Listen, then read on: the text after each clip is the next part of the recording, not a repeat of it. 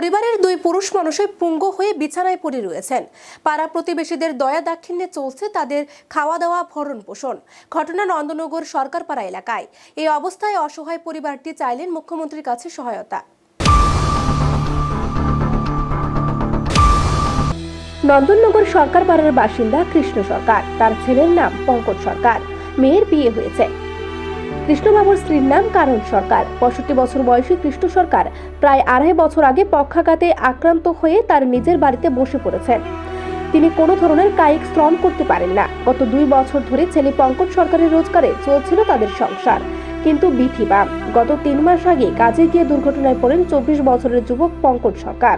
গুরুতরভাবে তিনি আহত হন। তাকে জিবি হাসপাতালে নিয়ে যাওয়া হলে ডাক্তাররা পরীক্ষা করে দেখেন পঙ্কজ সরকারের কোমর ভেঙে গেছে। বেশ কিছুদিন জিবি হাসপাতালে চিকিৎসাধীন অবস্থায় থাকার পর পঙ্কজ সরকারকে বাড়ি পাঠিয়ে দেওয়া হয়, কিন্তু তিনি বিছানায় পুরোপুরি শয্যাশায়ী। হাত নড়াচড়া করতে পারলেও কোমরের নিচের অংশ তার সম্পূর্ণ অসাড়। এমন অবস্থায় কাজকর্ম করার কোনো ক্ষমতা নেই তার। দুই পুরুষ মানুষের রোজগারের সম্পূর্ণ বন্ধ হয়ে যাওয়ায় অসহায় হয়ে পড়েছেন কৃষ্ণ সরকারের স্ত্রী কানন দেবী। পরিবারটি বিপিএল-ভুক্ত হলেও পুরুষ মানুষদের রোজগারের অভাবে না খেয়ে মরার অবস্থা হয়েছে কৃষ্ণ সরকারের পরিবারের। স্থানীয় পাড়া প্রতিবেশীরা কোনো রকম চালিয়ে যাচ্ছেন কৃষ্ণবাবুদের সংসার, কিন্তু তারও একটা সীমা রয়েছে। বারবার প্রতিবেশীদের কাছে ঘরের খাবারের জন্য সাহায্য চাইতে পারছেন না কৃষ্ণ সরকারের স্ত্রী কানন সরকার। কানন দেবী জানিয়েছেন, বিপিএল-ভুক্ত হলেও তারা বিশেষ কোনো সুযোগ সুবিধা পান না। অপরদিকে কৃষ্ণ সরকার জানিয়েছেন, তিনি ভাতার জন্য বছরখানেক আগে আবেদন করেছিলেন স্থানীয় শাসক দলের নেতৃত্বের কাছে।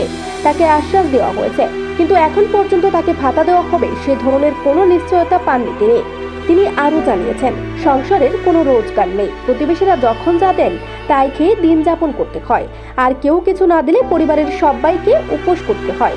এমন অবস্থায় কৃষ্ণবাবু এবং কানন দেবীর সন্তান পঙ্কজ সরকার সাংবাদিকদের মুখোমুখি হয়ে আবেদন জানিয়েছেন, মুখ্যমন্ত্রী যদি তার পরিবারের দিকে একটু সহযোগিতার হাত বাড়িয়ে দেন তাহলে অন্তত খেয়ে পড়ে বেঁচে থাকার মতো সুযোগ হবে। পঙ্কজ সরকার জানিয়েছেন, তিনি হাত দিয়ে কাজ করতে সক্ষম, কিন্তু হাঁটতে পারেন না, যার কারণে তিনি শয্যাশায়ী। এমন অবস্থায় তাকে যদি কোনো কাজে মুখ্যমন্ত্রী নিয়োজিত করতে পারেন তাহলে তিনি সারা জীবনের জন্য কৃতজ্ঞ থাকবেন মুখ্যমন্ত্রীর কাছে।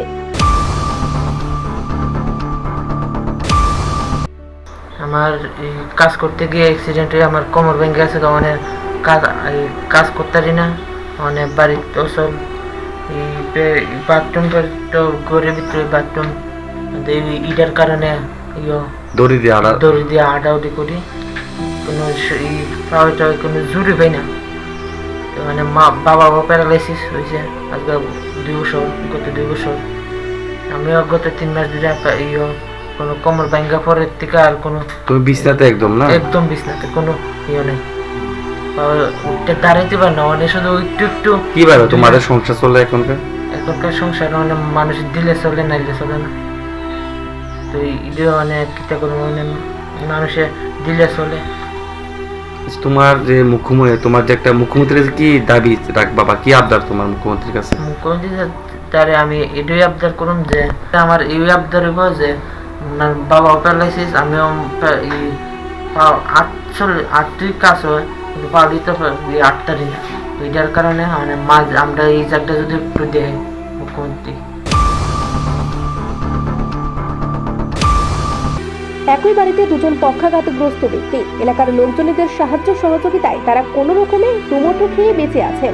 এক্ষেত্রে সরকারের তরফ থেকে তাদের সহযোগিতার হাত বাড়িয়ে দেবার দাবি উঠেছে প্রতিবেশীদের মধ্য থেকে। স্থানীয় শাসক দলীয় নেতৃত্ব কৃষ্ণবাবুদের পারিবারিক অবস্থার কথা জানেন।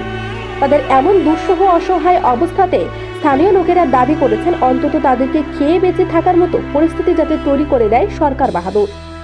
নিজস্ব প্রতিনিধি রিপোর্ট, এশিয়ান টাইমস।